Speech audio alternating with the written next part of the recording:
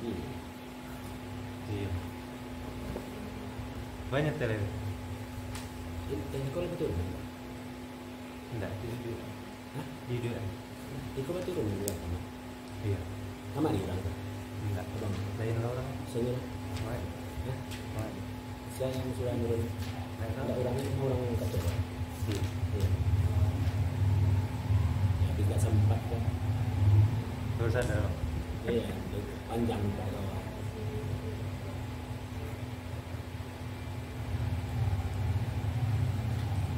Bismillahirrahmanirrahim.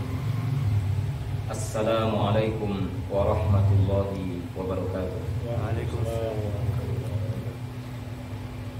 Innal hamdalillah nahmaduhu wa nasta'inuhu wa nastaghfiruh wa na'udzu billahi min shururi anfusina wa min sayyiati a'malina. May yahdihillahu fala mudilla lahu wa may yudlilhu fala hadiya lahu. Wa ashhadu an la ilaha illallah wahdahu la syarika lah wa ashhadu anna Muhammadan abduhu wa rasuluh la nabiyya ba'dah. Allahumma salli wa sallim wa barik ala Muhammadin nabiyil karim wa ala alihi wa ashabihi wa man tabi'ahum bi ihsanin ila yaumiddin, amma ba'd. Fa ya ibadallah, inni usikum wa nafsi bi taqwallahi faqad fazal muttaqun. Ya ayyuhalladzina amanu taqullaha haqqa tuqatih wa la tamutunna illa wa antum muslimun. Bapak-bapak, saudara-saudara kaum muslimin dan kaum muslimat, azani Allah wa iyyakum.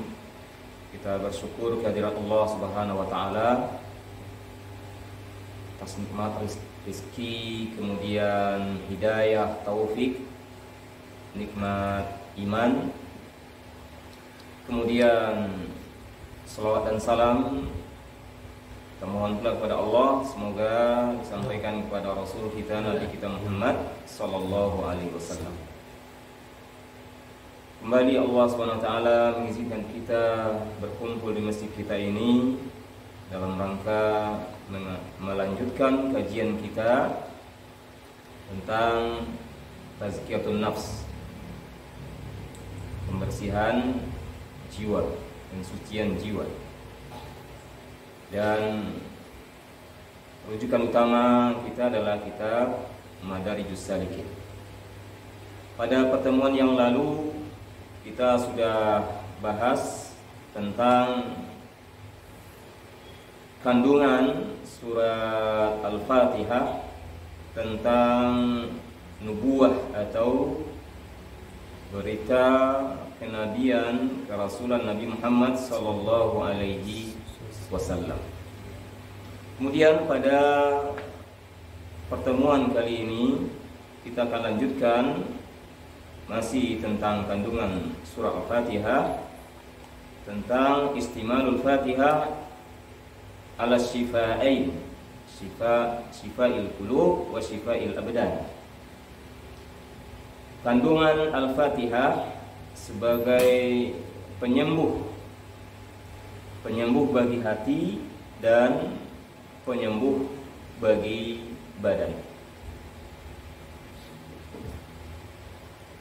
Al-Fatihah sebagai penyembuh bagi hati ini benar-benar mencakup secara sempurna. Karena penyakit hati itu sumbernya ada dua, kata Imam Nuqayyim, yaitu fasadul ilmi wa fasadul qasdi. Rusaknya ilmu dan rusaknya tujuan.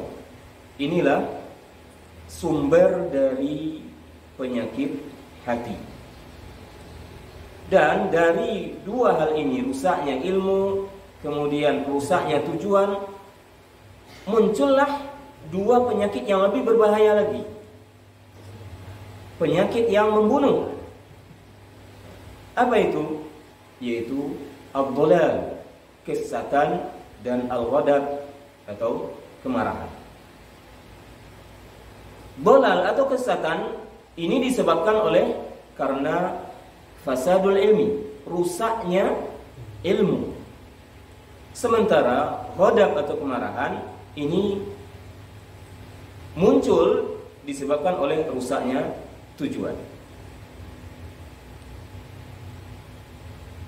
Maka petunjuk hidayah as-siratal mustaqim, hidayah ke jalan yang lurus itu mencakup penyembuh terhadap kesesatan, penyembuh dari kesesatan. Maka permintaan atau doa untuk meminta hidayah ini lebih wajib dibanding meminta yang lain. Doa untuk meminta hidayah lebih wajib dibanding meminta yang lain. Oleh karena itu harus kita lakukan di dalam sholat kita. Harus kita lakukan di dalam sholat kita, minimal dalam sholat yang 5 waktu itu. Karena apa? Karena memang sangat penting sekali. Dan hidayah pada jalan yang benar ini atau siratal mustaqim ini tidak bisa digantikan oleh yang lain. Tidak bisa digantikan oleh yang lain. Untuk mewujudkan iyyaka na'budu wa iyyaka nasta'in, hanya kepada Engkau kami menyembah dan hanya kepada Engkau kami minta tolong. Secara ilmu dan secara pengetahuan, pengamalan dan realisasi ini mencakup penyembuhan dari penyakit fasadul qalbi wal qasdi. Di dalam ayat ini terkandung penyembuh bagi rusaknya hati, rusaknya tujuan, rusaknya ilmu, rusaknya tujuan. Rusaknya tujuan ini berkaitan dengan tujuan-tujuan seseorang, kemudian sarana-sarana. Maka siapa yang menginginkan, yang ingin mencari tujuan yang terputus, maksudnya tujuan yang dia inginkan dalam hidupnya ini sesuatu yang fana, ya, bukan tujuan akhirat, tapi sesuatu yang fana. Dia tujuannya dunia. Apapun yang dia lakukan tujuannya dunia, maka dia akan berusaha pula mencari sarana-sarana untuk mewujudkan tujuan dunia itu. Maka keduanya ini tujuannya rusak, sarananya juga rusak.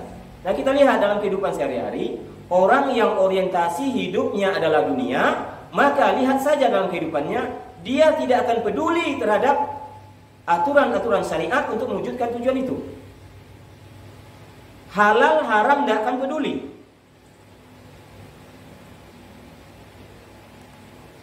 Kalau tujuannya ingin mengumpulkan dunia sebanyak-banyaknya, syariat mengatur.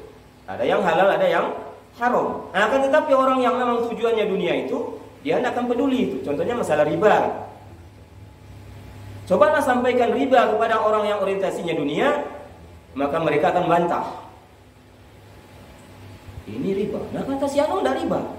Kata si Anu tidak riba. Kata Ustaz itu tidak riba. Kata Ustaz ini tidak riba.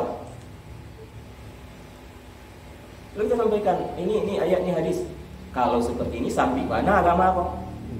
Ya, itu kan yang sering kita dengar dari orang-orang yang seperti itu. Kata mereka, agama tidak akan seperti ini. Ya, sampai mana? Kata mereka. Ini karena tujuannya tadi rusak. Dunia tujuannya, bukan akhirat. Maka sarana pun dia tak peduli. Sarana pun diambil sarana yang rusak pula.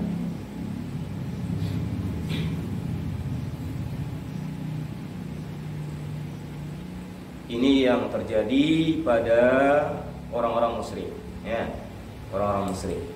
yang terjadi pada orang-orang yang tertipu dengan masalah dunia, memperturutkan hawa nafsu.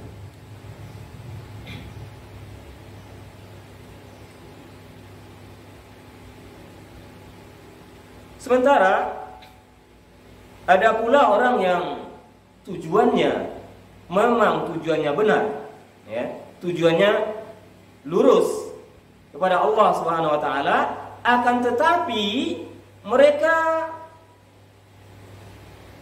menempuh wasilah atau sarana yang salah. Apa maksudnya? Tidak ada yang bisa menyampaikan kita kepada tujuan, yaitu Allah Subhanahu wa taala, kecuali syariat yang telah Allah turunkan melalui Rasulnya sallallahu alaihi wasallam. Nah, sementara ada orang yang menempuh, mengambil wasilah jalan lain, tidak puas dengan syariat yang Allah Subhanahu wa taala turunkan kepada para rasul, mereka menempuh tarekat-tarekat, cara-cara syariat-syariat lain yang dibuat-buat hasil pikiran, hasil perenungan, hasil perasaan. Mereka olah, ya, perasaan mereka olah, pikiran mereka. Kata mereka, tujuannya kan baik, gitu ya. Tujuannya kan baik. Dan bantahlah mereka itu. Oh, ini tidak ada ini dalam syariat. Kan tujuannya baik, kan tujuannya bagus, mendekatkan diri kepada Allah, kata mereka. Di sini mereka tertipu karena Allah Subhanahu wa taala mewajibkan kita beribadah kepadanya, dan Allah sudah tentukan tata caranya melalui syariat yang dibawa oleh Rasul. Tidak bisa dibikin-bikin sendiri, tidak bisa dihasilkan dengan kreasi-kreasi sendiri, tidak bisa. Jadi ada orang yang tujuannya rusak, menempuh jalan yang atau sarana yang rusak. Kemudian ada orang yang tujuannya baik, akan tetapi sarana yang dia tempuh, yang dia pakai rusak pula. Maka ini juga hasilnya tidak akan sampai kepada tujuan itu.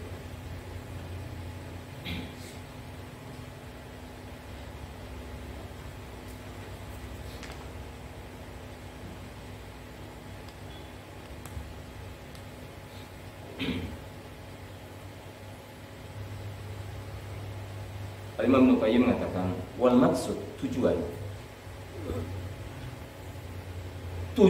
tadi orang yang pertama tadi, golongan yang pertama tadi, orang-orang musyrik, orang-orang kafir tadi, tujuan mereka itu rusak, ya, rusak tujuannya. Kemudian wasilah yang mereka tempuh, yang mereka gunakan juga rusak, fasid.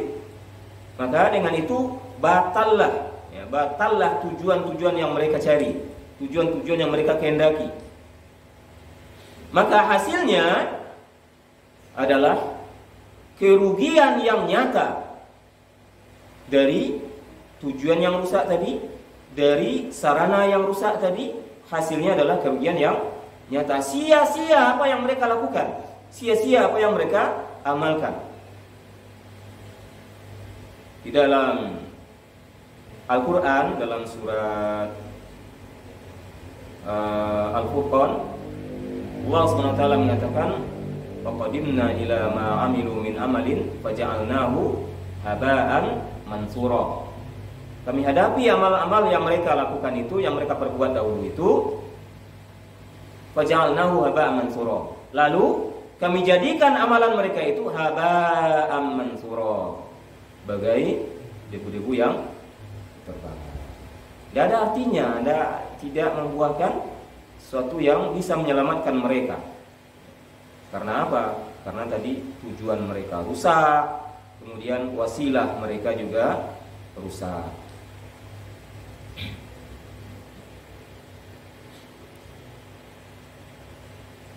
Kemudian kata Imam Ibnu Qayyim, wa kadzalika man talabal ghaya al-ulya wal matlabat al-ula. Begitu pula orang yang menginginkan tujuan yang mulia, tujuan yang tinggi, akan tetapi mereka menempuh wasilah bukan wasilah yang diajarkan oleh Rasulullah SAW. Walakin lam yatawassal ilaihi bil wasilatil musilati lahu ilaihi, bal tawassala ilaihi bi wasilatin dhannaha musilatan ilaihi. Orang yang menginginkan tujuan yang tinggi, tujuan yang agung, akan tetapi mereka tidak mengambil wasilah untuk mencapai tujuan itu dengan wasilah yang dibawa oleh Rasul, akan tetapi mereka menggunakan wasilah berdasarkan zon, ya, pikiran-pikiran mereka yang menurut mereka ini akan bisa menyampaikan mereka kepada tujuan yang agung tadi. Maka keadaan mereka fahaluhu aidon kahali hada, keadaan ini juga sama dengan keadaan orang yang tadi, ya, yang tadi dia rugi, amalan yang mereka tidak memberikan manfaat kepada mereka, maka orang ini juga seperti itu, kata Imam Al-Qayyim. Tujuannya benar, tetapi wasilahnya tidak benar, karena mereka tempuh dengan bukan syariat yang diajarkan oleh Rasulullah SAW. Kilahuma fasid, kata Imam Al-Qayyim. Keduanya rusak.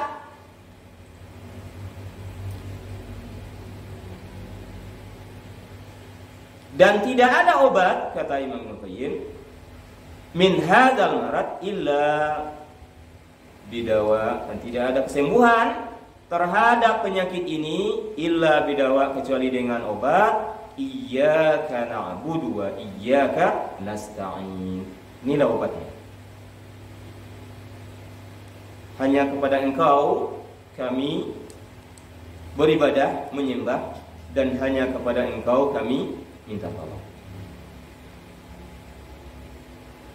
Dua obat ini, kata Imam Qayyim, yaitu iyyaka na'budu wa iyyaka nasta'in, ini tersusun dari 6 perkara, 6 masalah.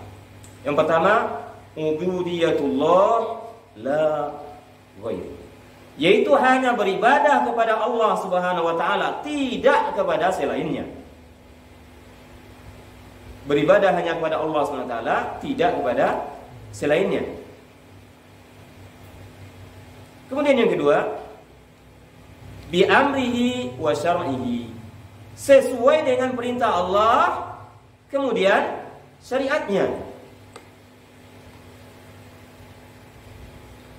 La bil hawa, tidak dengan berdasarkan hawa nafsu. Wala bi ara'ir rijal, tidak pula berdasarkan pendapat sianu. Ya. Karena di dalam surat Al-Mujadilah, kalau tidak salah, atau Al-Hujurat, ayat pertama,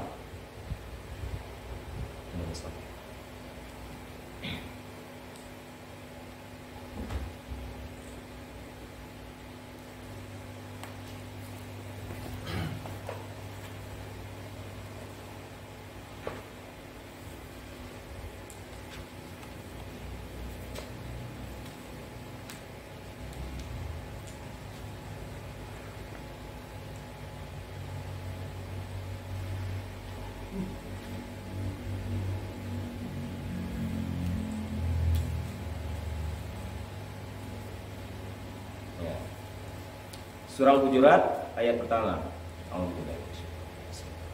Ya ayyuhalladzina amanu la tuqaddimu baina yadayillahi wa rasulih wattaqullaha innallaha samii'un 'aliim.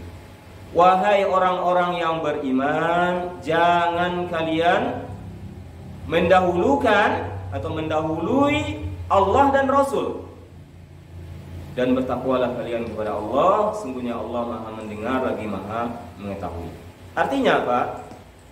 Pendapat seseorang itu tidak boleh didahulukan daripada ayat Allah dan sunnah Rasul, hadis Rasul. Ketika ada orang berpendapat, maka timbangannya itu Al-Quran, Sunnah. Harus ditimbang dulu.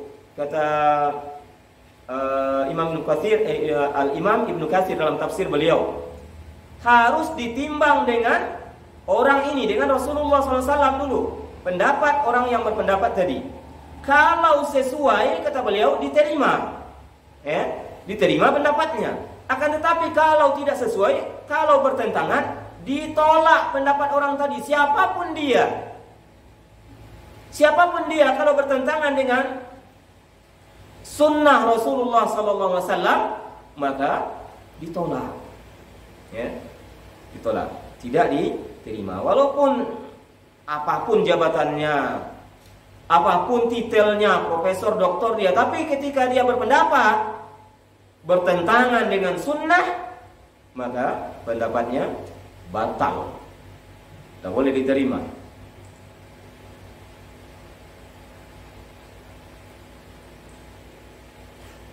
Karena apa?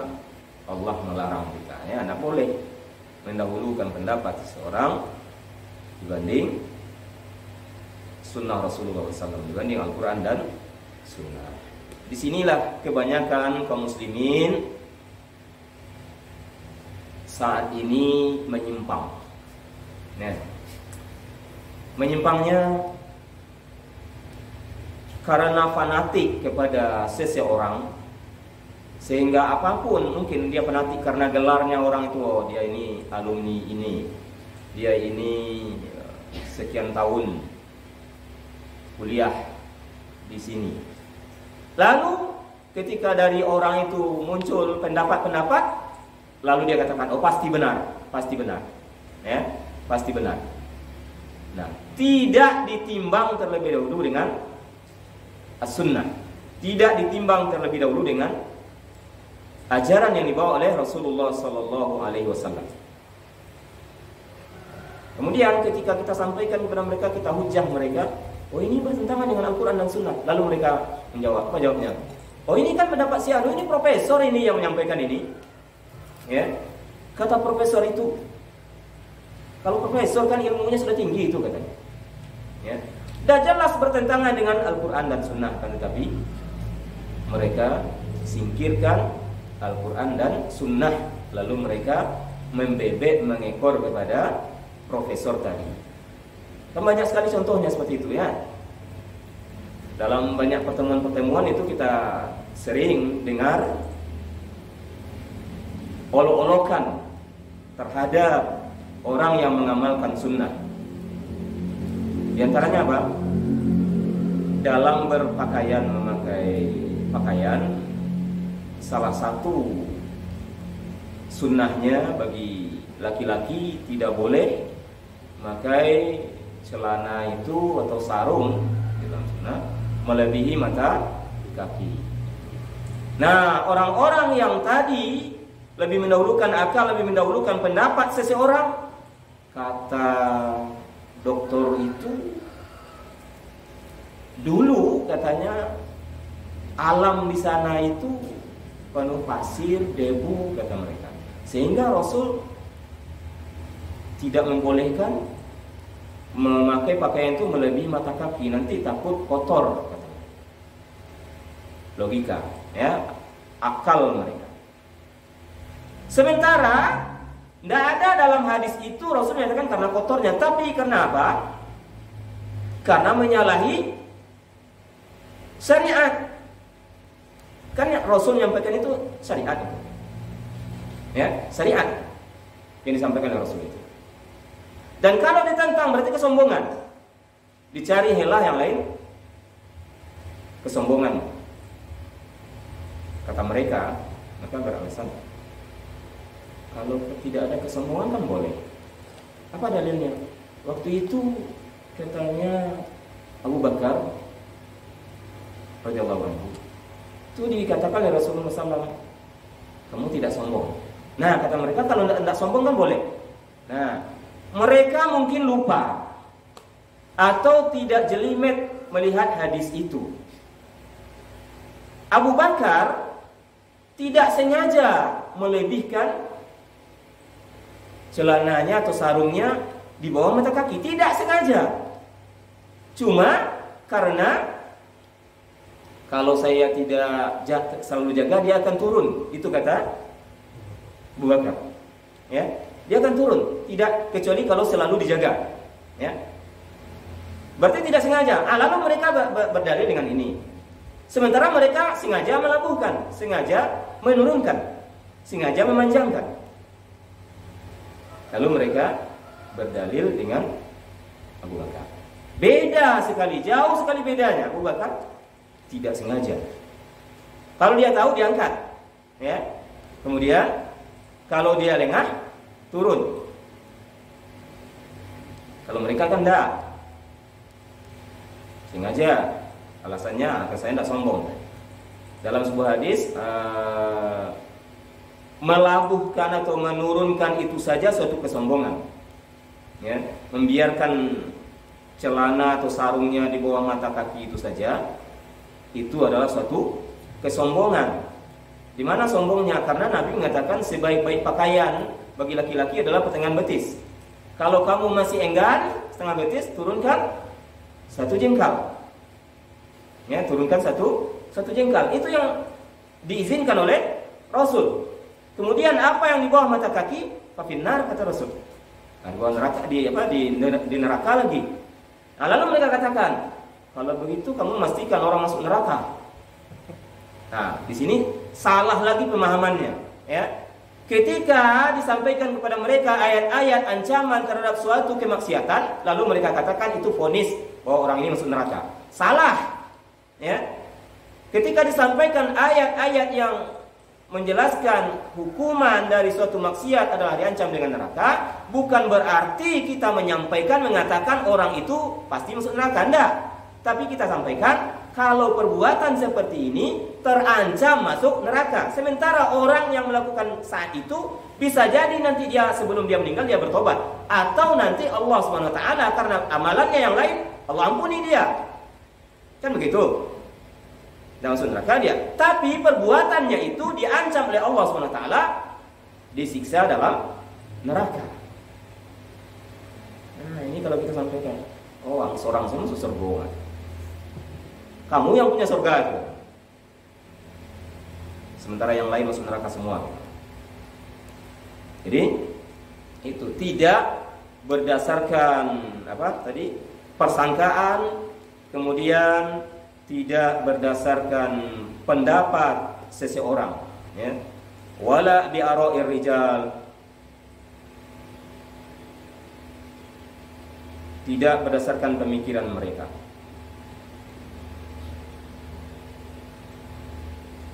Kemudian yang kedua, wa isti'anah ala ubudiyatihi bihi, meminta tolong kepada Allah Subhanahu wa taala dalam melaksanakan ibadah kepadanya. Dan ini juga merupakan suatu pelajaran di dalam hadis nasihat Rasulullah SAW kepada Abdullah bin Abbas, di mana Rasulullah SAW bersabda kepada Abdullah bin Abbas ketika itu Abdullah bin Abbas masih kecil.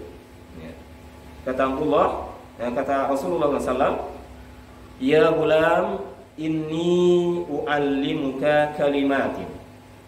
Wahai anak, saya akan mengajarkanmu beberapa kalimat.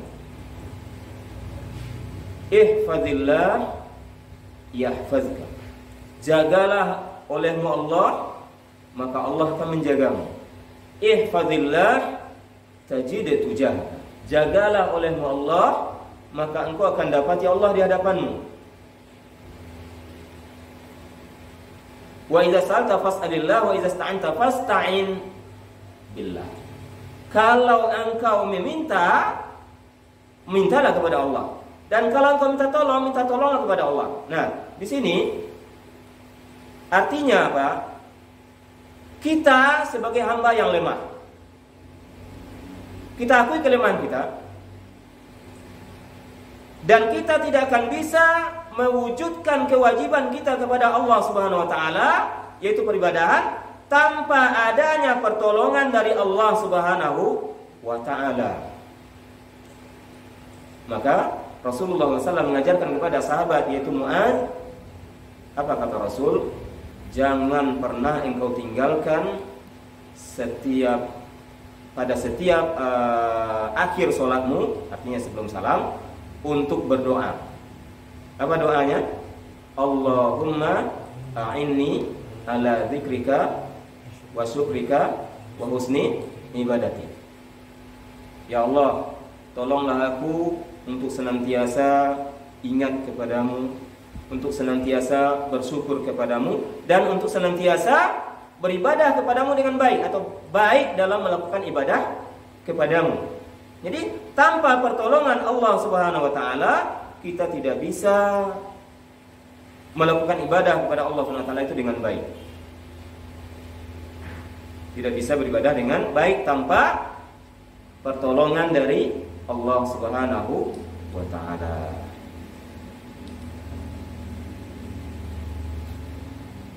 Peribadahan kepada Allah Subhanahu wa ta'ala bisa kita lakukan bukan semata-mata karena kemampuan kita, kehendak kita, tidak. Tapi itu semuanya juga karena pertolongan dari Allah Subhanahu wa ta'ala.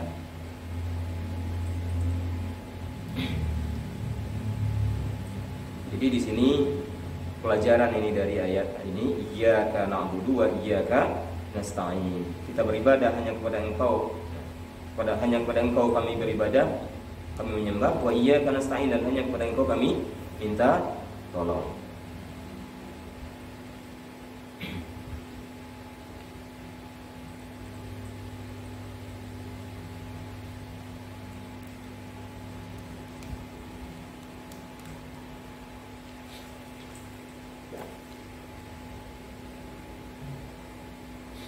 Kemudian kata Imam Ibnu Qayyim, innal qalba ya'ridu lahu maradan 'aziman.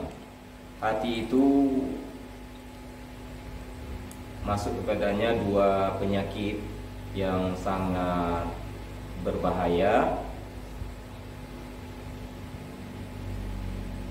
yaitu penyakit ar-riya wal kibr. Penyakit riya dan kesombongan, takabur, sombong. Obat dari riya adalah iyyaka na'budu. Renungkan ayat ini. Iyyaka na'budu. Inilah obat dari riya, kata Imam Nawawi. Hanya kepada Engkau kami menyembah. Jadi ibadah yang dilakukan hanya untuk Allah.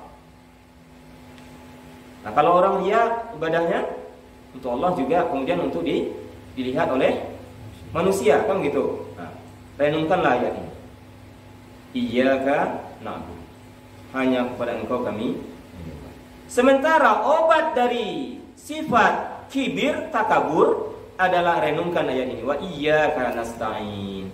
Hanya kepada Engkau kami minta tolong. Di sini menunjukkan kelemahan kita. Nah, kalau kita sudah merasakan diri kita lemah, tentu tidak mungkin lagi sombong, gitu ya.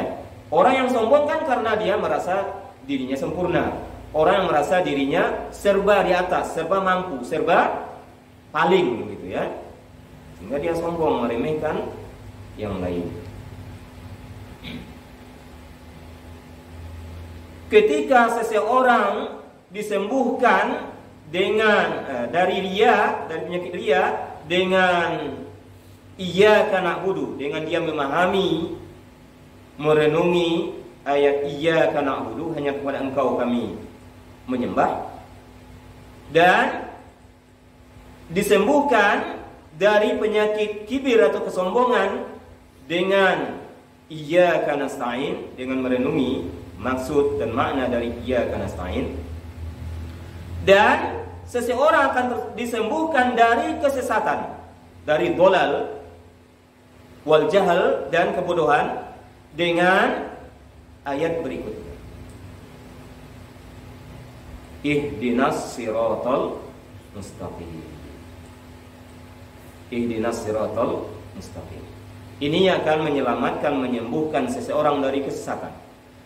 Seseorang tidak akan bisa menempuh jalan yang lurus tanpa hidayah dari Allah Subhanahu wa taala. Nah, kan ada orang yang berpendapat, kata mereka, ketika hati seseorang itu sudah bersih, maka sebenarnya wahyu tidak perlu lagi turun, kata mereka. Ya, karena hati yang bersih itu bisa menuju Allah Subhanahu wa taala tanpa bimbingan hidayah, kata mereka. Ini salah. Ya. Bagaimana mungkin seseorang bisa mengenal atau tahu bagaimana menyembah, mengabdi kepada Allah Subhanahu wa taala tanpa ada wahyu dari Allah Subhanahu wa taala? Tak mungkin. Ya. Tanpa ada wahyu, dan wahyu itu adalah hidayah. Hidayah dari Allah Subhanahu wa taala.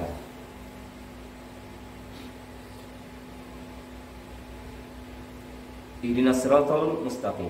Tunjukilah kami yang lurus. Ini menyembuhkan penyakit apa tadi? Dhalal, ya. Dhalal dan jahal. Kesesatan dan kejahilan, kebodohan. Ketika seseorang sudah mendapatkan hidayah ke jalan yang benar, tammat alaihi ni'mah.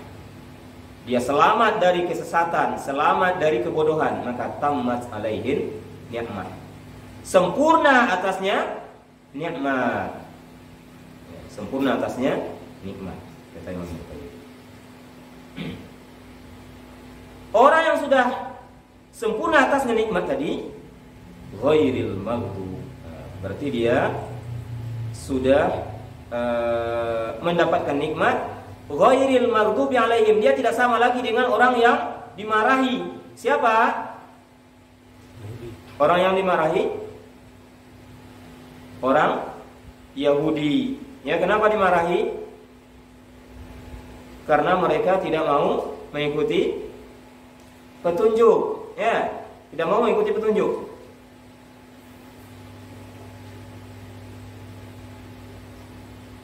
Kemudian siapa orang yang sesat? Nasrani. Kenapa dikatakan sesat?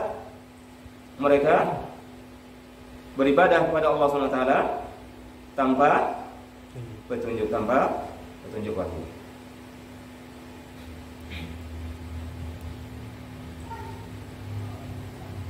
Jadi orang Yahudi mereka tahu kebenaran, akan tetapi mereka menyimpang dari kebenaran itu, tidak mau mengikuti kebenaran.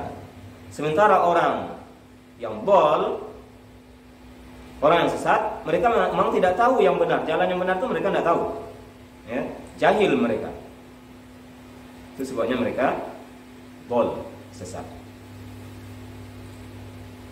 Maka kata Imam Ibnu Qayyim, Al-Fatihah ini tastamilu ala hadaini syifai. Surat Al-Fatihah mengandung dua obat. Obat dari penyakit yang disebutkan tadi, kesesatan, kemudian penyakit badan, ya, penyakit hati sesat, ya, tersesat, kemudian penyakit badan. Nah, tentang penyakit badan kata Imam Qayyim, wa amma tadammunuha li syifa'il abadan. Adapun kandungan Al-Fatihah itu untuk obat bagi badan, fanadhkuru minhu ma ja'at bihi sunnah. Kami sebutkan apa-apa yang datang dengannya sunnah Nabi. Wa ma syahidat bihi qawaidut tibb, dan yang memang diakui oleh kaedah-kaedah kedokteran, kata Imam Qayyim.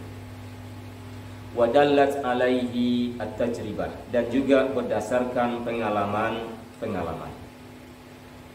Yang berdasarkan sunnah, kata beliau, bahwa Al-Fatihah itu adalah obat bagi badan, didapat di dalam kitab As-Sahih dari hadis Abu Al-Mutawakkil dari Abi Sa'id Al-Khudri, bahwa ada sekelompok orang dari sahabat Nabi SAW. Mereka melewati satu perkampungan perkampungan orang-orang Arab. Kemudian orang-orang Arab tadi mereka tidak mau menerima mereka untuk sebagai tamu, ya. Karena ini orang dalam perjalanan, mungkin mau bermalam di situ, numpang bermalam, ya. Biasanya kalau kebiasaan atau adat orang Arab itu ada tamu kan dijamu, gitu ya. Orang Arab terkenal sebagai orang yang memuliakan tamu. Akan tetapi orang ini, penduduk kampung ini tidak mau menerima mereka, para sahabat ini. Jangankan untuk menjamu, menerima kedatangan mereka sebagai tamu saja mereka tidak mau. Ya. Lalu faludigha as-sayyidul hayy, maka pemimpin di kampung itu disengat oleh binatang berbisa. Fa'atauhum, lalu orang-orang kampung itu mendatangi para sahabat tadi. Faqalu hal indakum min ruqyah, apakah ada di antara kalian orang yang bisa meruqyah? Atau apakah kalian punya ruqyah, punya doa untuk penyembuh? Au hal fikum min raqin, ataukah ada di antara kalian orang yang bisa meruqyah? Faqalu, maka sahabat menjawab, na'am, iya, ada. Walakinnakum lam taquna, akan tetapi kalian tidak mau menerima kami, tidak mau menjamu kami. Fala naf'alu hatta naj'alu lana ju'lan, maka kami tidak akan mau mengobati pemimpin kalian yang sakit itu sampai kalian memberikan upah kepada kami. Harus kalian berikan upah kepada kami. Ini kata para sahabat tadi. Faja'alu lahum ala dzalika qati'an minal ghanam, lalu mereka mengupah para sahabat itu dengan memotong kambing. Faja'ala rajul minna, maka datanglah seorang dari kami. Yaqra'u alaihi bi Fatihatil Kitab. Datanglah dari salah seorang dari sahabat tadi membacakan surat Al-Fatihah kepada pemimpin kampung tadi yang disengat binatang berbisa tadi. Faqama ka'allam yakun bihi qalaba. Lalu setelah itu langsung berdirilah pemimpin kampung tadi seolah-olah sebelumnya dia tidak pernah merasakan sakit. Faqulna la taj'alu hatta na'tiyan nabi. Lalu kami, kata para sahabat, berkata kepada sama mereka, jangan dulu kalian tergesa-gesa. La ta'jalu, jangan kalian tergesa-gesa. Untuk maksudnya jangan segera memakan upah tadi. Hatta na'tiyan nabi, sampai kita tanyakan dulu kepada nabi. Sampai kita datangi nabi, kita tanyakan dulu kepadanya. Fa'atainahu fadzakarna lahu dzalik. Lalu kemudian kami mendatangi nabi, kami tanyakan kepadanya, kami ceritakan kepadanya hal itu. Faqala, lalu nabi berkata, ma yudrika annahu ruqyah?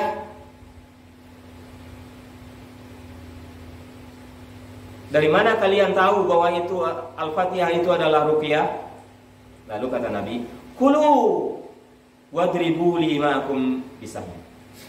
Makanlah, ya, makanlah upah tadi, tapi tinggalkan bagian saya.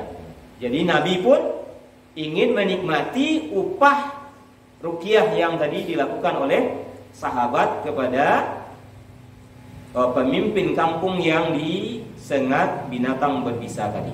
Nah, ini salah satu dari bukti dari sunnah Nabi bahwa Al-Fatihah adalah penyembuh bagi badan, ya, penyembuh dari penyakit jasmani. Kalau tadi awal diceritakan oleh Imam Ibnu Qayyim bahwa Al-Fatihah adalah penyembuh bagi penyakit hati, ya, penyakit kejahilan, kebodohan. Kemudian juga Al-Fatihah mengandung penyembuh bagi penyakit badan. Nah, ini dari sunnahnya. Kemudian faqad tadammana hadzal hadits husul shifa hadzal ladzi bi qiraatil Fatihah. Hadis ini mengandung berita bahwa terjadinya kesembuhan terhadap orang yang disengat binatang berbisa ini adalah dengan perantaraan membaca surat Al-Fatihah padanya. Maka fa'nathu 'anid dawa. Maka bacaan surat Al-Fatihah tadi itu sudah mencukupinya dari obat.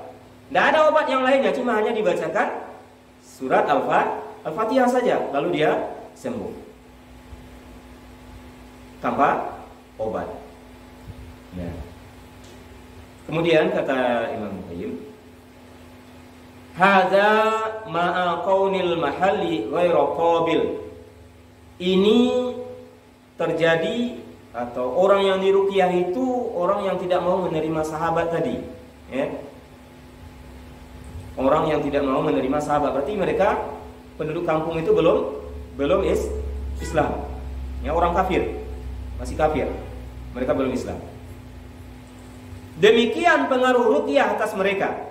Itu maksudnya berpengaruh Al-Fatihah pada mereka ketika mereka di ruqyah. Maka bagaimana pula dengan keadaannya orang yang sudah Islam? Ya, tentu lebih berpengaruh lagi. Ya, tentu lebih berpengaruh. Fa kaifa idza kana al-mahallu qabilan? Bagaimana kalau seandainya ruqyah atau Al-Fatihah itu dibacakan kepada orang yang sudah menerima, ya, dia sudah muslim. Tentu akan lebih berpengaruh lagi. Wa amma syahadatu qawaidit tib bidzalika fa'lam. Dan adapun dari sisi kaidah-kaidah kedokteran, kata beliau, sengatan binatang berbisa itu atau sengatan binatang itu karena bisa, ya, karena ada bisa, ya. Bisa itu dimunculkan karena adanya kemarahan, ya. Bi kaifiyah ghadabiyah, adanya kemarahan. Kemarahan itu menyebabkan terjadinya panas, kan gitu. Kemudian dengan dibacakan Al-Fatihah, maka yang panas tadi bisa menjadi, Al-Fatihah itu sifatnya bertentangan dengan itu, sehingga menjadi sembuhlah dia dengan Al-Fatihah tadi. Ini kata Imam Qayyim dari sisi kaidah-kaidah kedokteran. Lalu berdasarkan pengalaman, kata beliau, ini terjadi pada diri beliau sendiri. Terjadi pada diri Imam Ibnul Qayyim sendiri. Ketika beliau sedang berada di Makkah ketika itu, beliau ketika itu harus segera melaksanakan tawaf. Nah, ketika itu beliau ditimpa oleh penyakit. Beliau sakit ketika itu, sehingga tidak bisa beliau menggerakkan badannya. Tidak bisa beliau menggerakkan badannya. Maka beliau mencoba untuk membaca surah Al-Fatihah, kemudian mengusapkannya kepada anggota badannya yang terasa sakit itu, ya. Maka kata beliau, ka'annahu husatun tasqutu. Seolah-olah ketika beliau bacakan surah Al-Fatihah itu ada kerikil-kerikil yang jatuh, ya, dari badannya, dari anggota badannya yang sakit tadi, ya. Kemudian kata beliau, jarrabtu dzalika miraran adidatan. Aku mencoba melakukan itu berulang kali. Kemudian setelah itu kata beliau, aku meminum air Zam-Zam. Nah, ini pengalaman Al-Imam Ibnul Qayyim dengan ruqyah dengan surat Al-Fatihah, kemudian minum air Zam-Zam. Seolah-olah ada kerikil-kerikil yang jatuh dari tubuhnya yang sakit. Ini pengaruh Al-Fatihah terhadap penyakit badan. Nah, ini sebagai bukti bahwa memang Al-Fatihah adalah penyembuh bagi penyakit hati dan juga penyembuh bagi penyakit jasmani atau penyakit badan.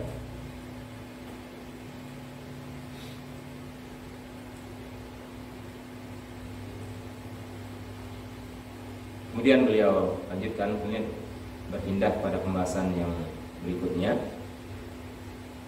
Al-kalamu ala qawlihi iyyaka na'budu wa iyyaka nasta'in.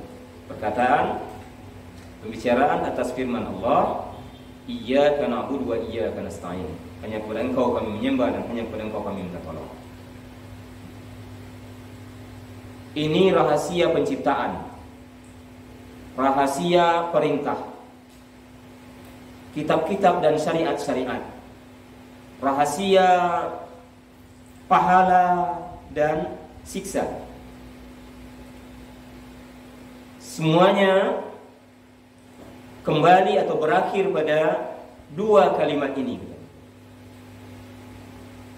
Penciptaan dan perintah, kitab-kitab yang diturunkan, syariat-syariat yang diturunkan, pahala dan siksa, semuanya berakhir pada dua kalimat ini. Dan di atas kalimat ini pula, di atas dua kalimat ini pula terlaksananya ubudiyah dan tauhid. Hatta qila, hingga dikatakan anzalallahu mi'ata kitab wa arba'ata kutub. Allah menurunkan 100 kitab dan 4 kitab. 104 kitab. Allah menurunkan 104 kitab. Maknanya terkumpul di dalam At-Taurat, Injil dan Al-Quran. Jadi makna dari 104 kitab tadi terkumpul di dalam At-Taurat dan Injil dan Al-Quran. Kemudian makna dari 3 kitab ini, Taurat, Injil dan Al-Quran, terkumpul di dalam kitab-kitab ketiga ini, kitab Taurat, Injil, Al-Quran, terkumpul dalam semuanya, terkumpul dalam Al-Quran. Kemudian makna Al-Quran, kata beliau, terkumpul di dalam ayat-ayat pendek, fil mufassal. Dan makna-makna ayat-ayat pendek tadi terkumpul di dalam Al-Fatihah. Dan makna Al-Fatihah terkumpul di dalam iyyaka na'budu wa iyyaka nasta'in. Dan dua kalimat ini, iyyaka na'budu wa iyyaka nasta'in, ini terbagi dua. Satu bagian itu adalah haknya Allah Subhanahu wa taala dan satu bagian adalah untuk hamba. Yang bagian untuk Allah Subhanahu wa taala adalah iyyaka na'budu. Iyyaka na'budu itu adalah bagian untuk Allah Subhanahu wa taala. Kemudian bagian untuk makhluk, iyyaka nasta'in. Hanya kepada Engkau kami minta tolong. Ibadah tajma'u aslain. Ibadah terkumpul pada dua pokok ini. Tujuan kecintaan dan tujuan merendahkan diri. Ibadah terkumpul pada dua pokok ini, yaitu kecintaan dan merendahkan diri. Sehingga dikatakan tidaklah seseorang beribadah kepada Allah SWT kalau tidak ada kecintaan, disertai kecintaan.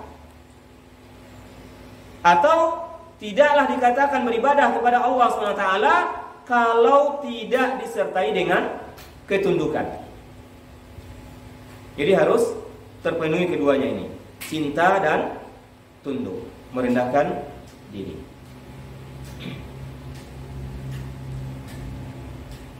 Kemudian al-isti'anah, minta tolong, ini pada bagian hamba tadi. Ini terkumpul pada dua pokok pula, yaitu as-siqah billah, berpegang teguh dengan Allah. yakin dengan Allah SWT, berpegang teguh dengannya, maka fa innal abda qad yasiqu bil wahid minan nas wa la ya'tamidu alaihi fi umurihi ma'a thiqatihi bihi listighnaihi anhu. Sungguh seseorang hamba kadang-kadang dia percaya dengan satu orang manusia, berserah diri, berpegang, bergantung dengan satu orang manusia. Akan tapi dalam urusan yang lain dia tidak bergantung pada orang itu, dia tidak percaya pada orang itu. Sementara sebelumnya dia percaya kepada orang itu, tapi dalam urusan yang lain dia tidak percaya pada orang itu, karena dia tidak butuh pada orang itu dalam permasalahan ini. Dan kadang-kadang orang bergantung kepadanya, pada orang yang tadi, tapi dia tidak percaya, karena memang dia tidak ada lagi harapan yang lain, ya. Tidak ada lagi harapan yang lain baginya kecuali saat itu hanya orang itu yang ada, dan dia tidak yakin orang itu bisa menolongnya. Tapi karena dia butuh pertolongan, akhirnya dia minta tolong juga kepada orang itu, ya. Maka dia butuh untuk berpegang, bergantung kepada orang itu, sementara dia tidak yakin dengan kemampuan orang yang akan menolongnya. Nah, ini berbeda dengan minta tolong kepada Allah Subhanahu wa taala. Kalau minta tolong kepada Allah Subhanahu wa taala harus disertai dengan keyakinan bahwa Allah Subhanahu wa taala yang bisa menolongnya. Dan memang berserah diri kepada Allah Subhanahu wa taala. Ya. Ini hakikat dari tawakal. Ya. Jadi kalau kepada manusia bisa saja orang percaya dalam satu masalah, tapi dalam masalah lain dia tidak bisa percaya kepada orang itu. Dan bisa dia bergantung minta tolong pada seorang, akan tapi dalam masalah yang lain dia tidak bisa, atau dia tidak mau bergantung dan minta tolong pada orang itu, karena memang dia tidak bisa menolong. Sementara kepada Allah SWT harus sepenuhnya, harus percaya dan harus menyerah. Harus menyerah sepenuhnya kepada Allah Subhanahu wa taala. Inilah hakikat daripada tawakal.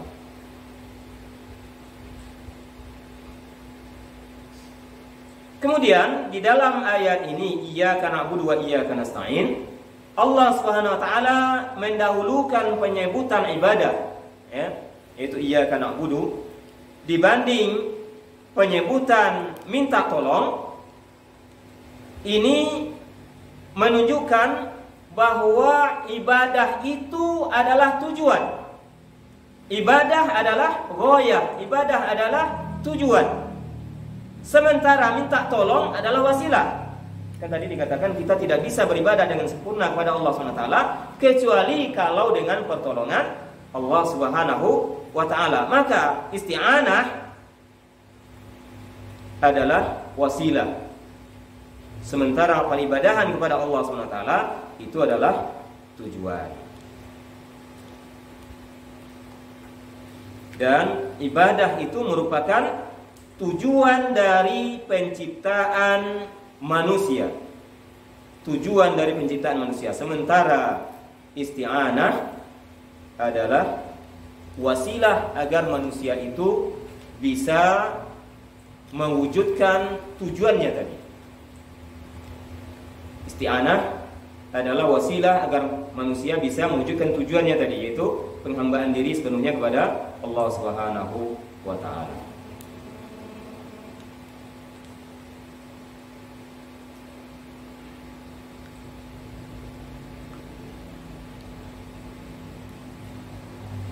Kemudian penyebutan ibadah dalam kalimat ini iyyaka na'budu didahulukan karena ini tergantung dengan haknya Allah Subhanahu wa taala. Uluhiyah Allah Subhanahu wa taala untuk diibadahi. Haknya Allah Subhanahu wa taala untuk diibadahi. Sementara iyyaka nasta'in, permintaan tolong kepada Allah Subhanahu wa taala, pertolongan dari Allah Subhanahu wa taala itu, kata Imam Ibnu Qayyim, muta'alliqun bi rububiyyatihi wa ismi ar-rabb. Ini tergantung dengan rububiyah Allah Subhanahu wa taala, dengan kekuasaan Allah Subhanahu wa taala untuk memberi, dengan nama Rabb, biismihi Rabb, Rabb yang mengatur, ya. Lalu didahulukanlah kata iyyaka na'budu daripada iyyaka nasta'in, sebagaimana dikatakan didahulukan penyebutan Allah daripada kata Rabb di dalam awal surat ini. Alhamdulillahi Rabbil Alamin. Didahulukan penyebutan kata Allah dibanding Rabb. Ya, karena Allah di situ adalah berkait dengan uluhiyah, sementara Rabb berkait dengan kata rububiyah, dengan terkait dengan nama rububiyah. Dan juga didahulukan penyebutan iyyaka na'budu karena iyyaka na'budu adalah bagian milik Allah, ya, untuk Allah, sementara iyyaka nasta'in adalah bagian untuk hamba. Dan juga karena ibadah secara mutlak di dalamnya juga terkandung isti'anah. Ibadah juga di dalamnya terkandung isti'anah. Sementara orang yang melakukan isti'anah belum tentu dia beribadah, ya. Tapi kalau orang yang beribadah kepada Allah Subhanahu wa taala dengan benar, maka dia pasti akan beristi'anah. Beda dengan orang yang dia hanya beristi'anah, belum tentu dia yang lainnya dia lakukan ibadah.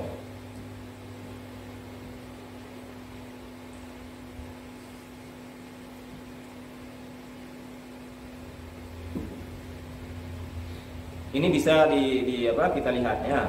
Orang yang tujuan hidupnya, kata Imam Al-Qayyim, li'anna sahibal aghrad wasyahawat qad yasta'inu bihi ala syahawatihi fa kanatil ibadah akmala wa atam. Orang yang tujuan hidupnya adalah syahwatnya, kadangkala dia meminta tolong. Dia minta tolong untuk mewujudkan apa yang dia inginkan. Dia berdoa, minta kepada Allah, ya Allah, agi hambo, agi hambo, ya. Sementara untuk ibadah yang lainnya belum tentu dia laksanakan. Dan kemudian juga isti'anah adalah satu bentuk dari ibadah. Isti'anah adalah satu bentuk dari ibadah, dan ibadah bukan salah satu bentuk dari isti'anah. Jadi isti'anah lebih kecil sifatnya dibanding ibadah. Ibadah mencakup luas. Isti'anah adalah permintaan untuk diri, sementara ibadah adalah perbuatan untuk Rabb. Maka dengan sebab itu didahulukanlah penyebutan ibadah atau iyyaka na'budu dibanding penyebutan iyyaka nasta'in. Kemudian juga karena ibadah adalah merupakan realisasi dari bentuk kesyukuran terhadap nikmat Allah Subhanahu wa taala kepada hamba. Dan Allah menyukai orang yang bersyukur kepadanya. Sementara al-iyanah, pertolongan dari Allah Subhanahu wa taala itu Allah berikan kepadamu, kata Imam Al-Qayyim. Perbuatan dari Allah kepadamu, sementara ibadah tadi adalah wujud syukurmu kepada Allah Subhanahu wa taala. Maka didahulukanlah penyebutan kata iyyaka na'budu. Itu rahasia, ya, Imam Al-Qayyim.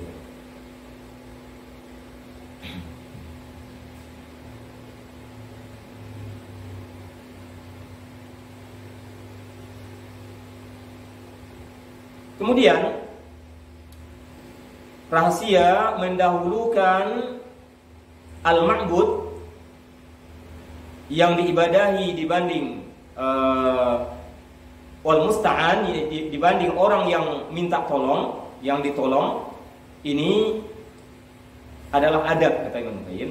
Adab mereka bersama Allah SWT, yaitu mendahulukan nama Allah SWT di atas perbuatan mereka. Dan di sini ada perhatian, ihtimam, konsentrasi seseorang, fokus seseorang, perhatiannya yang lebih terhadap pertolongan dari butuhnya dia terhadap pertolongan Allah Subhanahu wa taala.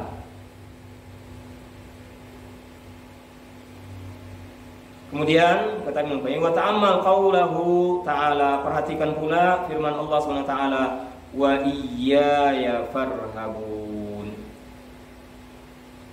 Kemudian hendaknya hanya kepadakulah kalian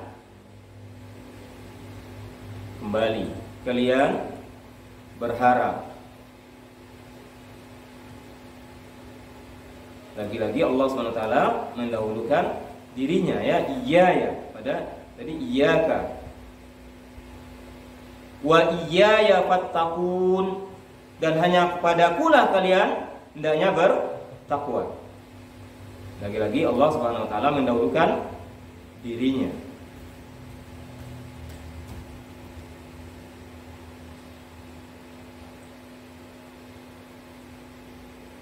Hendaklah hanya kalian takut kepadaku, wa iyaya farhabun, hendaklah kalian hanya takut kepadaku, wa iyaya fattaqun, hendaklah kalian hanya takwa, takut kepadaku. Ini sama dengan firman Allah ini, wa iyyaka na'budu wa iyyaka nasta'in, semuanya mendahulukan penyebutan hak Allah Subhanahu wa taala. Mungkin ini yang bisa kita sampaikan pada kesempatan ini. Kalau ada pertanyaan-pertanyaan mungkin yang bisa kita jawab, insyaallah kita jawab. Kalau tidak, mungkin kita ada pertanyaan? Ya. Misalnya Al-Fatihah untuk pengobatan dari sana. Ya. Itu prakteknya itu kita bacakan di telapak tangan loh, gimana? Bisa? Maksudnya? Bacaan di telapak tangan baru di. Iya. Kan dalam sebuah hadis Nabi SAW ketika beliau sakit, dia baca, kemudian dia hembuskan pada telapak tangannya, ya. Dia baca mu'awwizatain, kemudian dia hembuskan ke telapak tangannya, kemudian dia usap ke badannya yang terasa sakit. Itu kaifiyah. Bisa. Atau kalau kita meruqyah orang yang tidak boleh di apa, kan ada, ya. Ada yang bukan mahram kita, tidak mungkin kita usapkan gitu, ya. Bacakan saja. Ke air bisa saja. Kalau ke air, dihembuskan ke air, kemudian diminumkan, gitu. Ya.